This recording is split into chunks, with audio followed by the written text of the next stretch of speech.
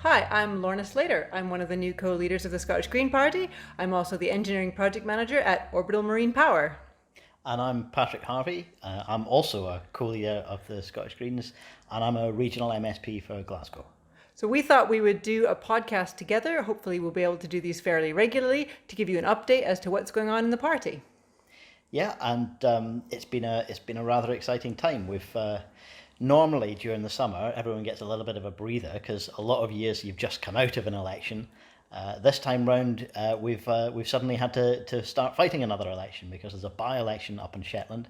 We've actually never stood a constituency candidate in Shetland before, so it's been quite an exciting time for us to go up and help the local activists there, but also an exciting time for them to get out on the doorsteps, out on the campaign trail, in a way that isn't quite the same as fighting a regional election for Holyrood, say.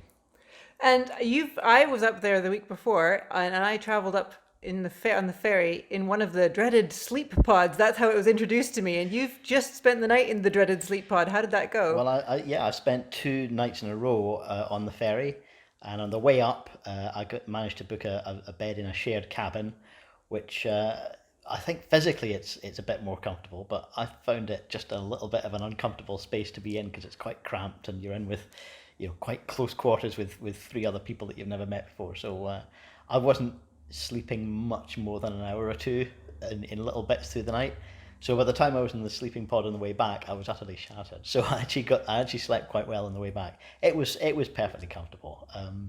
But yeah, I think that my main gripe with the ferry is the food's a bit overpriced for what it is, I think.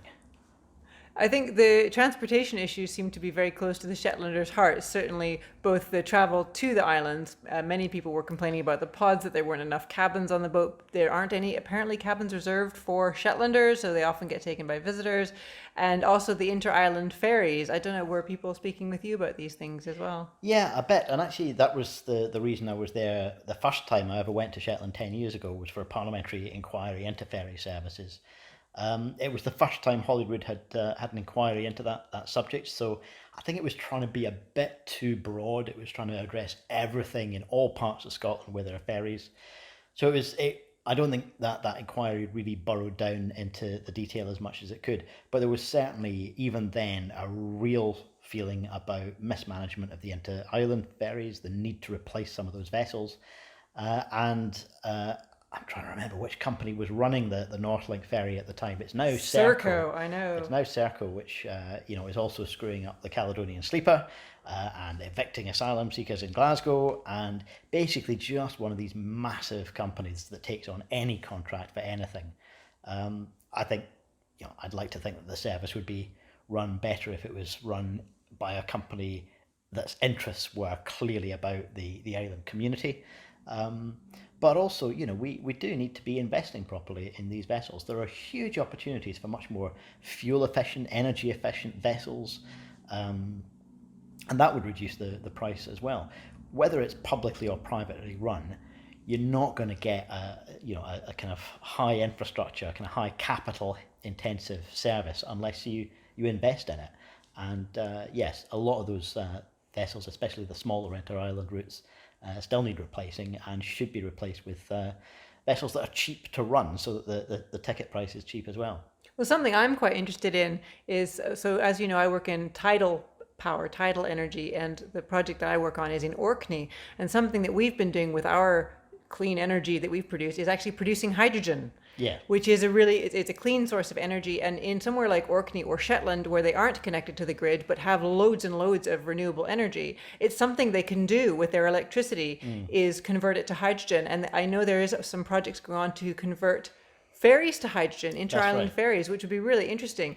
And I was speaking about this issue at a Yes event this last weekend. I was giving the green case for Scottish independence, and an audience member piped up and said, "Well, we've got buses in Aberdeen and lorries that run on hydrogen." And someone said, "Oh yeah, in Dundee we've got buses that run on hydrogen." So this isn't a sort of wild out there technology. This is Oh, already sure. happening. So that would It's be quite doable. It's exciting. doable, and it also offers the opportunity to move energy.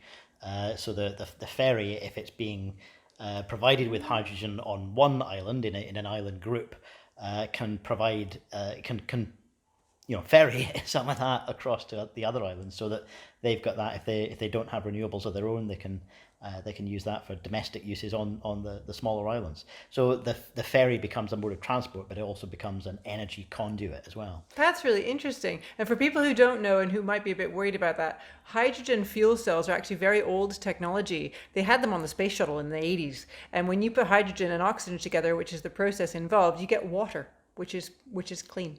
So as long as that electricity in the first place that is used to create the hydrogen is sustainable, then it's a very clean source of energy. Absolutely. Replacing, I guess, a lot of the kit that we have in our society, whether it's transport or energy, replacing that, investing in the kind of infrastructure, the kind of systems that we need for the age after oil is really critical to some of the stuff that the Greens are talking about at the moment. This notion of investing in the future so that we're not left with the kind of stranded assets of an oil-based infrastructure, an oil-based economy. In the age of climate emergency, we cannot pretend that business as usual is going to continue, and we have to be investing instead. And that's one of the things that we're going to be talking about in the next wee while over the concept of a Green New Deal. And that was language that came up during the financial crash 10 years ago, plus organisations that the New Economics Foundation began that idea. It's been taken up by a number of different political parties, including some of the progressive Democrats in the US as well. But we're going to be setting out our plans for what a Green New Deal would look like for Scotland and how to make that kind of investment in the future that Scotland deserves a reality. So I was reading about the original the original New Deal, which was in America by President Roosevelt after the Depression. And my understanding is that a big part of that was tackling the really gross inequality that existed in America at that time, with the sort of super, super wealthy and the very, very poor existing in society. And it meant it was quite sweeping changes intended to rebalance that. How does the Scottish Green New Deal tackle those issues? Yeah, absolutely. If we're looking to build a new economy, we want it to be a fairer economy. In many ways, we need to redefine where prosperity comes from. Prosperity, very often is code for the rich getting richer, and a lot of political parties and the kind of mainstream and centrists revel in the idea of ever-inflating house prices. Increasing the number of millionaires and billionaires and tax cuts for big business. In many ways, this just concentrates the problem that we already live with and intensifies it. So a Green New Deal has to be about building the kind of economic systems that allow us all to benefit from the economic prosperity that we all generate. So things like using public banks instead of just relying on private investment. The public can borrow money much cheaper than the private sector can. In fact, some governments right at the moment are being paid by the money markets to borrow money. They're not paying interest rates, they're paying negative interest rates. So if the public sector can borrow more cheaply, it can invest through a publicly owned bank. And that means that the proceeds of whether it's renewable energy, whether it's better housing, whether it's sustainable transport, the proceeds of that economic activity stay within the community, stay within the public purse.